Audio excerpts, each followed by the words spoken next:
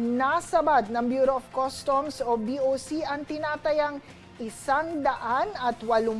milyong pisong halaga ng smuggled na sigarilyo sa isang barkong naharang sa Celebes Sea na isa sa pinakamalaking maritime anti-smuggling operation ngayong taon. Nasa 3,000 master cases ng iligal na sigarilyo ang natuklasan sa barko na inabutan habang umano'y nagsasagawa ng kahina-hinalang cargo transfer sa karagatan na nasa 52 nautical miles sa kanluran ng Calamansig Port, Sultan Kudarat. Isinagawa ang operasyon sa pakikipag-ugnayan ng Department of